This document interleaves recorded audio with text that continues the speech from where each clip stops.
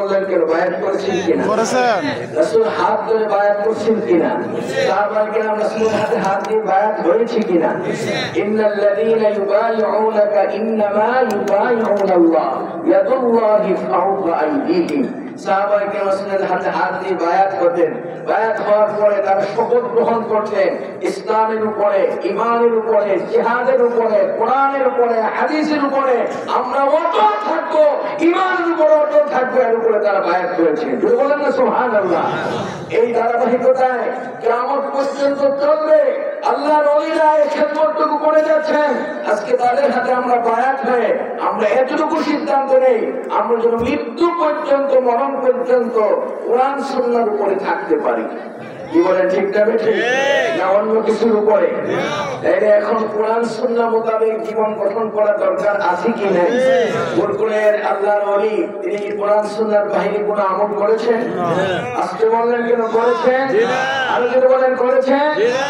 আজকে তার যে আমলগুলি ছিল আমি আজকের এই মাহফিলের মধ্যে আমার ভাইদেরকে এতটুকু কথাই স্মরণ করাতে চাই। আপনারা যেগুলি নিয়ে বাড়িতে যাবেন, আমাদের যে টুপি পরা আছে, আল্লাহর হাবিব Islam is the complete code of life, ইসলাম যদি পরিপূর্ণ বিধান হয়ে থাকে আমার মাথা থেকে পা পর্যন্ত পুরাটার মধ্যে ইসলাম থাকবে কি থাকবে না?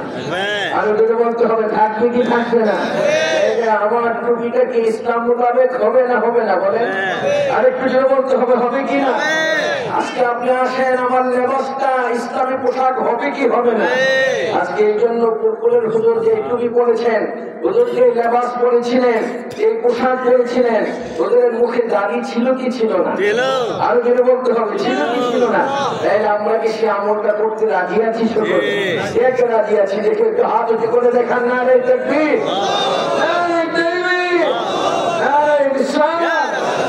আল্লাহ যেন কবুল করে, বলেন আমিন। আরেকটু যেটা বলেন আমিন।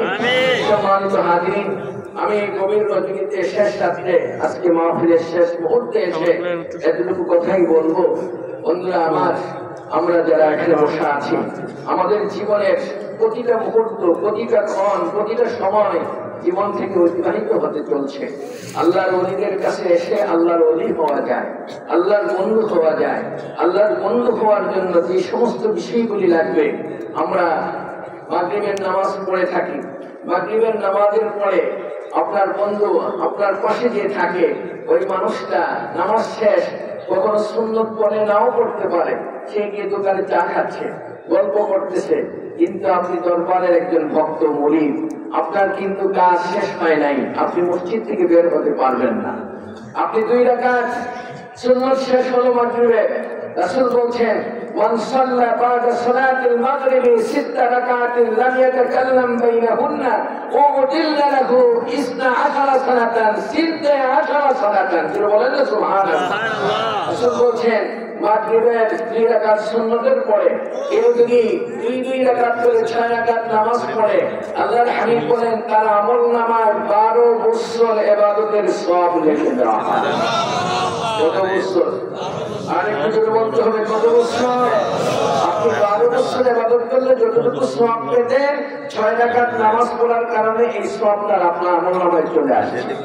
এখন আপনাকে বলি, একটু বলেন তো দেখি, আমাদের দেশে যারা দিনের কাজ করে, তারা রাইতের কাজ করে না, দিনের কাজ করে অনেকে আছে, কি আছে না এরকম? তারা সুন্দর করে ফতোয়া দেয় যে নামাজ কিংবা ঈমান আমল সম্পর্কে আলোচনা হবে, আপনারা সবাই বসে। কি বলেন আপনাদের দেশে আছে? আপনাদের দেশে আছে? এই কথাগুলি যারা বলে থাকে, একটা দলিল তাদেরকে দিতে বলবেন যে রাসূল বলছেন বা কোন সাহাবী বলছেন যে নামাজের পরে ঈমান আমল সম্পর্কে আলোচনা হবে, তোমরা সকলে বসো, এই কথাটা তারা একটা হাদিস দিয়ে দলিল দাও। কিয়ামত পর্যন্ত চ্যালেঞ্জ করলাম, আজ পর্যন্ত কেউ দেখাতে পারে নাই এটা কোরআন সুন্নাহর খেলাফ কথা। আল্লাহর হাবিব কখনো এই কথা বলে নাই। ঠিক? আপনি নামাজ শেষ হলো, 12 বছর আমাদের সওয়াব পাইলেন, এখন সওয়াব পেয়ে আপনি চলে যাবেন, আপনার বন্ধু গিয়ে দোকানে চা খাচ্ছে, ঘরে বসে আছে, আপনি তো পুরপুরের হুজুরের মুরিদ, আপনি আমার নানা হুজুর কেবলার ভক্ত, আপনি শশিনাকে ভালোবাসেন, এই পুরপুরকে ভালোবাসেন, দরবারকে ভালোবাসেন, সোনাকান্দাকে ভালোবাসেন, আপনি যেতে পারবেন না। কেন? আপনার বাবা মা আপনজন আত্মীয় স্বজন, যে বাবার ঘরে জন্ম হয়েছেন, যে মার ঘরে আপনি জন্ম হয়েছেন, আজকে সেই বাপ মা বসে আছে, কবর থেকে আপনাকে হাতছানি দিয়ে রাখছে। একেবারে মামির উমিদা মন কুশন বরসুরায়ে হামদ ইখলাস মা বখান। এক পরিবার টুকরা সন্তান, আমি বিপদে পড়ে আছি, মুসিবতে পড়ে আছে, এই অবস্থার মধ্যে আমার জন্য তুমি একটু দোয়া করো। সূরা ফাতিহা, সূরা ইখলাস, দুরূদ শরীফ পড়ে। আল্লাহর হাবিব বলেন, মাল মাইতু ফিল কবরি ইল্লা কাল গরীকিল মুতাগাওয়িস। এই পৃথিবীর মধ্যে যখন কোনো মানুষ চলে যায়, মারা যায়, ইন্তেকালের পরে ওই কবরের মানুষটা তার অবস্থানটা এমন হয়, সাগরে যখন একটা ট্রলার ডুবে যায়, লঞ্চ ডুবে যায়, স্টিমার ডুবে যায়, ওই মুহূর্তের মধ্যে মানুষগুলি বাঁচার জন্য হাহাকার করে, একটা কলাগাছ ধরে বাঁচতে চায়, একটা মরা লাশ ধরে বাঁচতে চায়, যা পাই তাই ধরে বাঁচতে চায়।